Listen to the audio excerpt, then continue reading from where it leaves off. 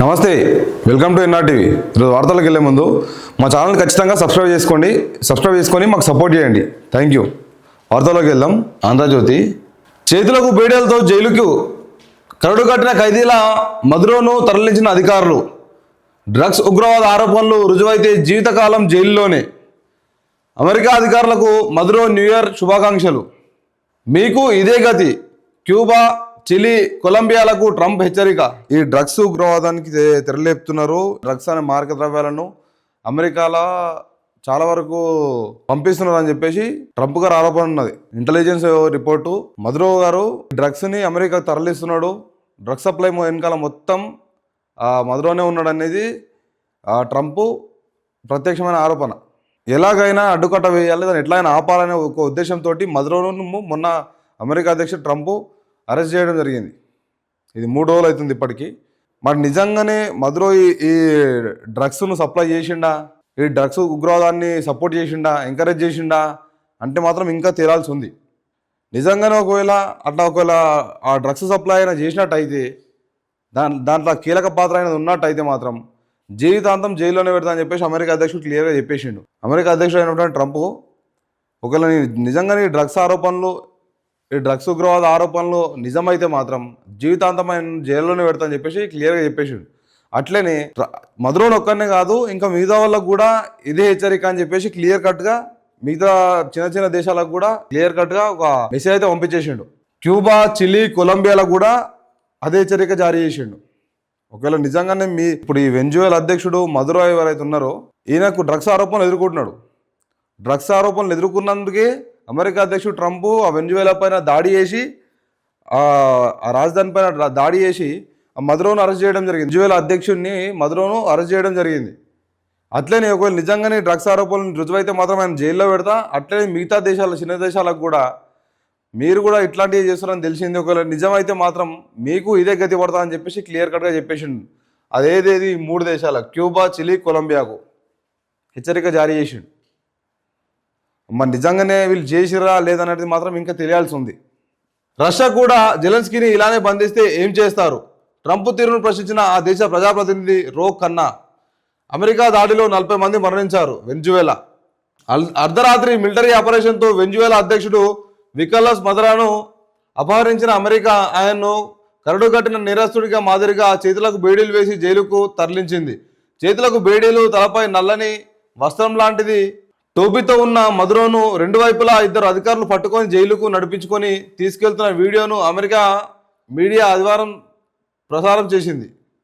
మధురోను న్యూయార్క్లోని ప్రఖ్యాత Brooklyn jail మెట్రోపాలిటిక్ detention సెంటర్కు తరలించారు. ఈ జైలు కరడుగట్టిన నేరస్తులకు కేంద్రం. ఇందులో ప్రస్తుతం 1300 మంది ఖైదీలు ఉన్నారు. సాధారణ నేరాలు చేసి వచ్చే ఖైదీలను పోలీసులు కొరినా ఈ జైలుకు పంపేందుకు న్యాయమూర్తులు అంగీకరించారు. న్యూయార్క్ దక్షిణ జిల్లా ఫెడరల్ కోర్టులో ఈయనను సరెండర్ చేస్తారు.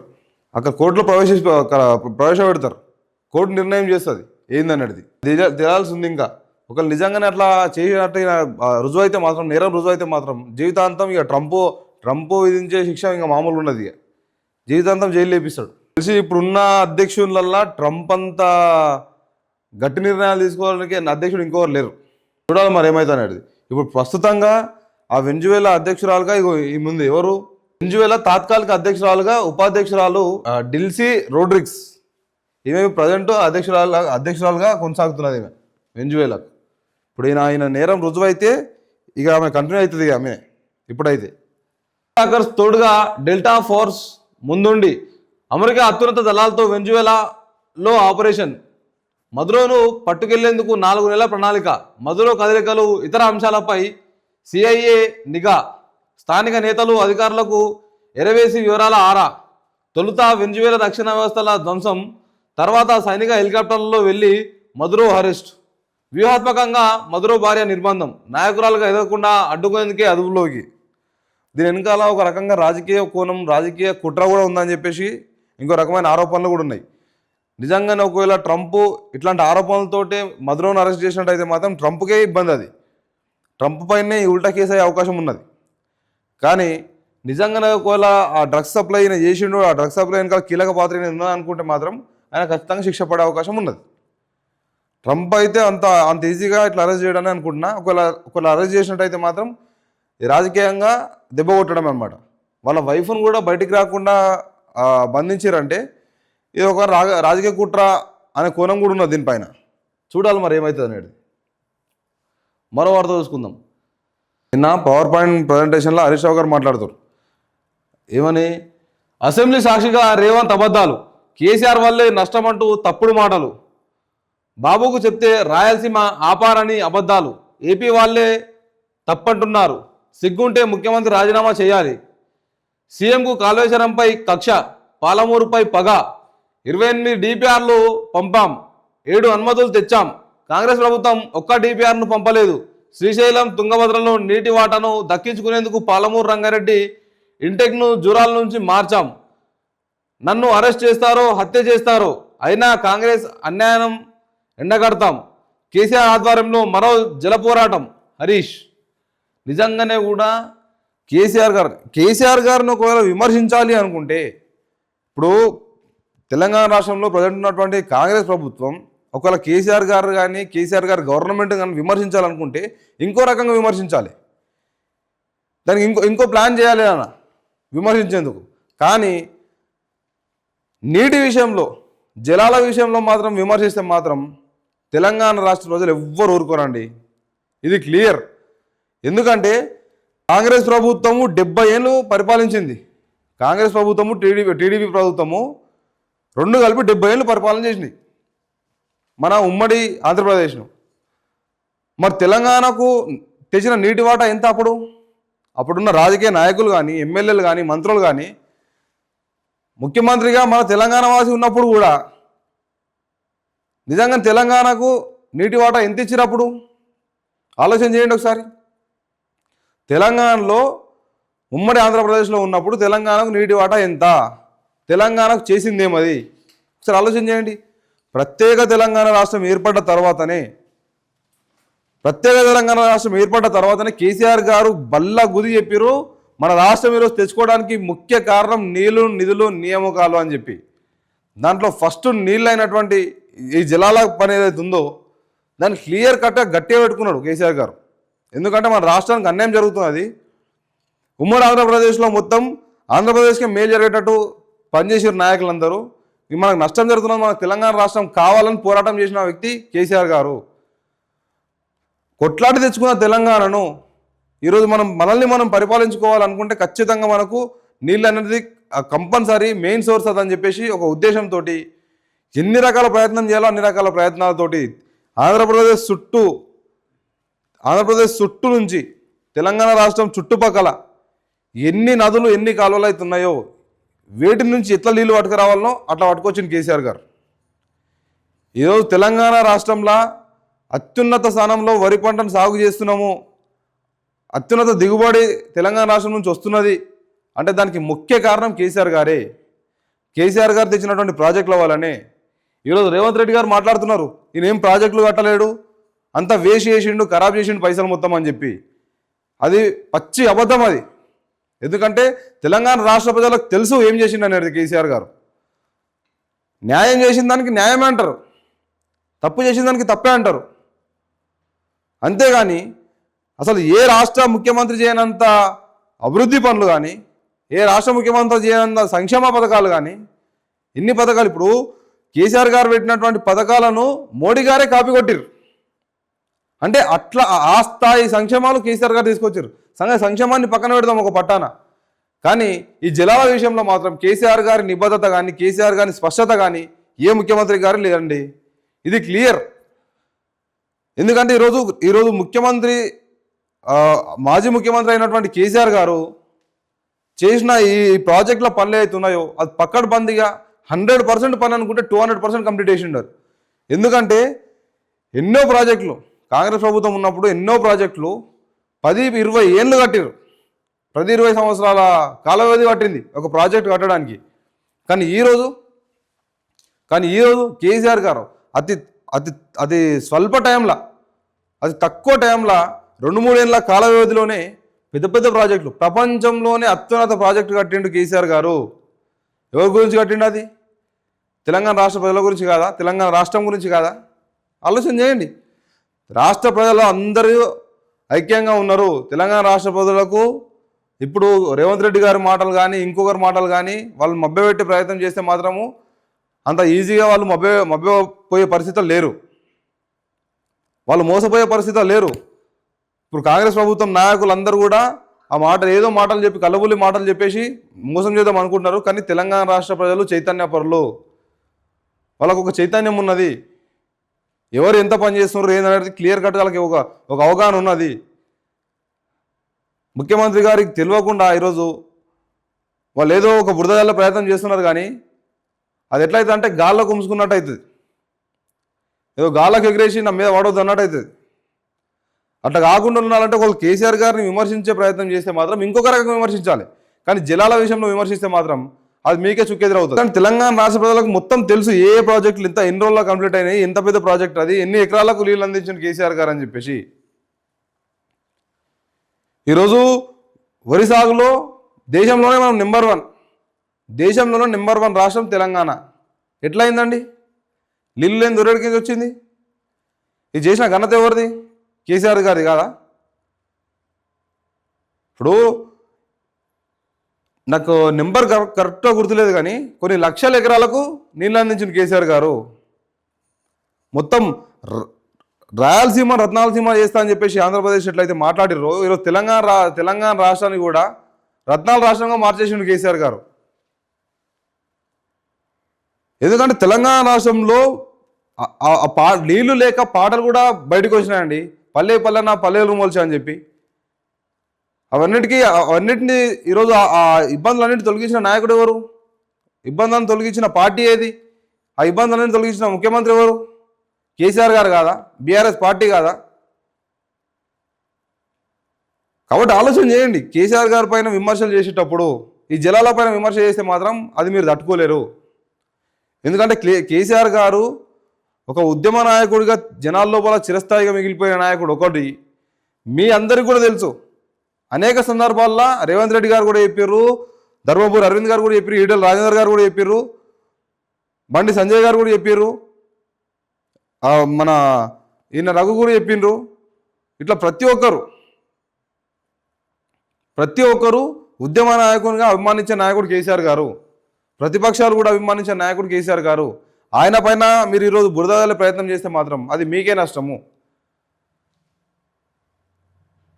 అందుకే ఈరోజు కేటీఆర్ కానీ హరీష్ రావు గారు కానీ ఇద్దరు కూడా 2 బుల్లెట్లలాగా దూసుకుపోతున్న దానికి రీజన్ ఏమది? వాళ్ళ లోపల నిజాయితీ ఉన్నది. కేసీఆర్ గారు చేసిన పనుల నిజాయితీ కనిపిస్తున్నది వాళ్ళకు. అందుకే మీరు అసెంబ్లీలో అవకాశం ఇవ్వకపోయినా ప్రత్యేకంగా లైవ్ ఏర్పాటు చేసి ఆ పవర్ పాయింట్ ప్రజెంటేషన్ ఇచ్చిండు ఆయన. ఎందుకంటే జనాలకు తెలియాలి ఏందనేది దాన్ని. కాబట్టి ఒకవేళ విమర్శించాలనుకుంటే కేసీఆర్ గారిని జనాలపైన మాత్రం విమర్శించకండి. ఎందుకంటే అది మీకే నష్టం జరుగుతుంది, మీ పార్టీకే నష్టం జరుగుతుంది. జనాలందరూ అనుకుంటారు ఇదే. కాబట్టి ఆలోచన చేయండి. మేడారం జాతరకు ప్రత్యేక లోగో, విభిన్నంగా శిలాఫలకం. ఓవైపు స్థల పురాణం, మరోవైపు సీఎం ఆవిష్కరణ చేసే వివరాలు. గద్దెల ప్రాంగణంలో విద్యుత్ దీపాల అలంకరణ. 12 నాటికి పనులన్నీ పూర్తయ్యేలా చర్యలు. 18న మేడారానికి సీఎం రేవంత్, అక్కడే బస. 19న ఆయన చేతుల మీద ప్రారంభోత్సవం. మొక్కలు చెల్లించిన తర్వాత దావోస్కు. మేడారానికి ఆదివారం 2 లక్షల మంది భక్తులు. ముఖ్యమంత్రి రేవంత్ రెడ్డి గారు అధికారంలోకి వచ్చిన తర్వాత, ముఖ్యమంత్రిగా రేవంత్ రెడ్డి గారు అధికారం చేపట్టిన తర్వాత ముఖ్యంగా ఈ ఎక్కువ శాతం లోగోలు మార్చే పనుల మీద ఉన్నాడు. ఆ రోజు టీఎస్గా ఉన్నటువంటి తెలంగాణ స్టేట్ అనేది క్లియర్ కట్ ఉంటుండే. కానీ ఏదో రాజకీయ కోణంగా టీఆర్ఎస్ పార్టీకి ఆ బీఆర్ఎస్ పార్టీకి అనుగుణంగా ఉన్నది, దీన్ని మార్చాలనే ఉద్దేశంతో టీజీ చేసి పడేసాడు. దానివల్ల ఏమన్నా జరిగిందంటే ఏం లేదు, 200 కోట్ల నష్టం అయితే జరిగింది. మరి తర్వాత తెలంగాణ రాష్ట్ర లోగోని మార్చిండు, తెలంగాణ తల్లి ముఖ చిత్రాన్ని మార్చిండు. మళ్ళీ ఇప్పుడు ఏం చేసిండు? మేడారం జాతర కోసం ఒక ప్రత్యేక లోగో ఏర్పాటు చేసిండు. పనుల ముఖ్యమంత్రి లోగోల ముఖ్యమంత్రి అర్థమవుతలేదు. లోగోలు మార్చే పనులనే పట్టిండు మొత్తం. దానివల్ల ఏమైనా లాభం ఉన్నదా అంటే సరే, ఆల్రెడీ క్లియర్ కట్గా మేడారం జాతర అంటే ఒక అత్యున్నత పెద్ద జాతర, అది కూడా చాలా పెద్ద జాతర అది కూడా, అందరికి అవగాహన ఉన్నది తెలుసు. మళ్ళీ లోగో పని పెట్టుకొని మళ్ళా ఇదో కొత్త ప్లాన్. మళ్ళా ఈ లోగోల పైన ఈ టీఎస్ను టీ చేయడం వల్ల తెలంగాణ రాష్ట్ర తెలంగాణ తల్లి ముఖ చిత్రాన్ని మార్చడం వల్ల కానీ, తెలంగాణ రాష్ట్ర లోగోని మార్చడం కానీ, వీటన్నిటి వల్ల తెలంగాణ రాష్ట్రంకు ఎంత ఉపయోగం జరుగుతుందో తెలుస్తలేదు. కానీ దీనిపైన 100 కోట్లు మాత్రం వెచ్చిస్తున్నారు. 100 కోట్లే జరుగుతున్నది. మరి దాన్ని మన నెటిజన్లు కూడా ఎట్లా దాన్ని ఆహ్వానిస్తారో తెలుస్తలేదు. దాన్ని ఎవరు ఎందుకు క్వశ్చన్ చేస్తారో అర్థమవుతలేదు. 100 కోట్ల నష్టం జరుగుతున్నది ఇట్లాంటి లోగోల వల్ల. విభిన్నంగా శిలాఫలకం చూడాలి. 12 నాటికి పనులన్నీ పూర్తయ్యేలాగా చర్యలు తీసుకోమని చెప్పేసి ఆర్డర్ చేసిండంట. పనులు కూడా కంప్లీట్ అయిపోతాయని చెప్పేసి ఒక వార్త కనిపిస్తూ ఉన్నది. 18న మేడారంకు సీఎం రేవంత్ రెడ్డి గారు అక్కడనే బస కూడా చేస్తారంట. ఈ సంవత్సరం ఈ నెల 18 తారీఖు సీఎం రేవంత్ రెడ్డి గారు విజిట్ చేస్తున్నారు మేడారం జాతరకు. అక్కడనే బస చేసి 18 రోజున ఆయన చేతుల మీదకించి ప్రారంభోత్సవం అంట. మేడారం జాతర స్టార్ట్ అవుతుంది ఆ రోజు నుంచి. మళ్ళీ నెక్స్ట్ డేనే దావోస్కు ప్లాన్ ఉన్నది సార్ది. మొక్కులు చెలిసిన తర్వాత ఆ దావోస్కు అంట. మంత్రి సీతక్కతో కలిసి వనదేవతలను దర్శించుకున్న మంత్రి పొంగులేటి. జాతర ఏర్పాట్లపై అధికారులతో సమీక్ష. సమ్మక్క సారలమ్మ మహాజాతర ఈసారి సరికొత్త హంగులతో వైభవంగా జరగనుంది. గద్దెల ప్రాంగణం, జంపన్న వాగుతో పాటు జాతర జరిగే ప్రాంతం మొత్తాన్ని అద్భుతంగా తీర్చిదిద్దుతున్నారు. జనవరి 28 నుంచి 31 వరకు జాతర జరగనుంది. అభివృద్ధి పనుల్లో 90% పనులు జరిగాయని, ఈ నెల 12 నాటికి పూర్తవుతాయని అధికారులు చెబుతున్నారు. జాతర ప్రత్యేకంగా ఆ విద్యుత్ దీపాలు కానీ ఇవన్నిటినీ ఇంతకుముందు లేని వసతులన్నీ కల్పించే విధంగా మళ్ళీ రూమ్లు ఏర్పాట్లు. వచ్చిన భక్తులు కొంతమంది ఏమో బయట నుంచి వచ్చిన వాళ్ళు అక్కడనే రూమ్ ఏర్పాటు చేసుకొని ఉండడానికే, వాళ్ళకి అక్కడ ఫ్రెష్ అప్ కానికే కానీ, ఫ్యామిలీతో స్పెండ్ చేయడానికే కానీ ఒక ప్రైవేట్ ప్లేస్ కావాలి. కాబట్టి ఆ ప్రైవేట్ ప్లేస్ కోసం కూడా అనేక రూములు కూడా నిర్వహిస్తున్నారు. అనేక రూములు టెంపరీ రూమ్స్ కడుతున్నారు అక్కడ, ఓన్లీ జాతర సమ్మక్క సారలమ్మ జాతర గురించి. ఈసారి వెళ్ళే వాళ్ళు ఆ భక్తులందరూ కూడా మంచి సౌకర్యాలు కల్పించాలి. వాళ్ళకు ఒక ఆర్భాటంగా సమ్మక్క సారలమ్మ జాతర జరగాలి అన్న ఉద్దేశంతో తెలంగాణ రాష్ట్రం మొత్తం ఈరోజు ఫోకస్ చేసింది సమ్మక్క సారలమ్మ జాతర గురించి. ఎందుకంటే మంత్రి సీతక్క అక్కడనే పుట్టి పెరిగిన స్థానం కాబట్టి, పుట్టి పెరిగిన ప్రదేశం కాబట్టి ప్రత్యేకంగా ఆ జాతరను డెవలప్మెంట్ చేసుకోవాలని చెప్పేసి ఒక నిర్ణయం అయితే గట్టిగా తీసుకున్నట్టున్నది. కాబట్టి ఈరోజు ఫండ్స్ కూడా ఈజీగా రిలీజ్ అయిపోయినాయి. అట్లనే ఈరోజు ఆ జాతర ఆవిష్కరణ కూడా పెద్ద ఎత్తున చేస్తూ ఉన్నారు. జాతరలో పాల్గొనవచ్చు అందరూ కూడా. భక్తులందరూ కూడా 28 నుంచి 31 దాకా సమ్మక్క సారలమ్మ జాతర 28 నుంచి 31 దాకా జరగనుంది. దాంట్లో భక్తులందరూ కూడా అన్ని సౌకర్యాలు సులువుగా ఉండేలాగా తెలంగాణ రాష్ట్ర ప్రభుత్వం అయితే ఏర్పాటు చేసింది. నల్లమల సాగర్ లింకును ఆపాల్సిందే, సుప్రీంకోర్టులో సమర్థ వాదనలు వినిపించండి. న్యాయ నిపుణులకు సీఎం రేవంత్ రెడ్డి సూచన. ముంబైలో అభిషేక్ సింఘ్వీతో రేవంత్ ఉత్తమ్ భేటీ. తెలంగాణ రిట్ పిటిషన్పై నేడు సుప్రీంలో విచారణ. గోదావరి నీటి వాటాల్లో తెలంగాణ ప్రయోజనాలను కాపాడడమే లక్ష్యంగా రాష్ట్ర ప్రభుత్వం ముందుకు సాగుతుంది. గోదావరిపై ఆంధ్రప్రదేశ్ ప్రభుత్వం ప్రతిపాదించిన పోలవరం నల్లమల సాగర్ ప్రాజెక్టు విస్తరణ పనులను అడ్డుకునేందుకు న్యాయ పోరాటాన్ని ఉధృతం చేస్తుంది. ఈ ప్రాజెక్టుకు వ్యతిరేకంగా తెలంగాణ ప్రభుత్వం సుప్రీంకోర్టులో దాఖలు చేసిన రిట్ పిటిషన్ సోమవారం విచారణకు రానుంది. ఈ నేపథ్యంలో ముఖ్యమంత్రి రేవంత్ రెడ్డి, నీటిపారుదల శాఖ మంత్రి ఉత్తమ్ కుమార్ రెడ్డి ఆదివారం ముంబైలో సీనియర్ న్యాయవాది అభిషేక్ సింఘ్వీతో ప్రత్యేకంగా సమావేశమయ్యారు. సుప్రీంకోర్టులో ప్రభుత్వం తరపున గట్టిగా వాదనలు వినిపించాలని, ఏపీ సర్కారు నిబంధనలను విరుద్ధంగా చేపడుతున్న పనులను కోర్టులో వాదనలు వినిపించి గట్టిగా కొట్లాడాలని చెప్పేసి సింఘ్వీ గారితో, అభిషేక్ సింఘ్వీ గారిని సూచనలు చేయడం జరిగింది. ఎందుకంటే ఎట్లా అయినా ఈ కొట్లాటలా మనం గెలవాలి, తెలంగాణ రాష్ట్ర ప్రజలను కాపాడాలంటే మనం గెలవాలి. కాబట్టి వాదనలు గట్టిగా వినిపించండి అని చెప్పేసి సీఎం రేవంత్ రెడ్డి గారు, మన నీటిపారుదల శాఖ మంత్రి ఉత్తమ్ కుమార్ రెడ్డి గారు ఇద్దరు కూడా వాళ్ళకు ఈ నల్లమల సాగర్ లింక్ పైన ఖచ్చితంగా గట్టి వాదనలు వినిపించాలని చెప్పేసి ఈ సీనియర్ అడ్వకేట్ అయినటువంటి ఈ అభిషేక్ సింఘ్వీ గారికి సూచనలు చేయడం జరిగింది. మన రేవంత్ రెడ్డి గారు, ఉత్తమ్ కుమార్ రెడ్డి గారు ఇద్దరు కలిసి మన రాష్ట్ర ముఖ్యమంత్రి వర్యులు రేవంత్ రెడ్డి గారు, అట్లనే నీటిపారుదల శాఖ మంత్రి ఉత్తమ్ కుమార్ రెడ్డి గారు దీనిపైన గట్టిగా వాదనలు వినిపించండి, ఎట్లా తెలంగాణ రాష్ట్ర గెలవాలి, ఈ కొట్లాడాలా అని చెప్పేసి క్లియర్ కట్గా ఒక సూచనలు అయితే చేయడం జరిగింది అభిషేక్ సింఘ్వీ గారితో. మరి చూడాలి, మరి ఆ కోర్టు ఈరోజు సోమవారం రోజు వాదనలకు రానుంది. మరి ఏం జరుగుతుంది అనేది చూడాలి ఆ రోజు.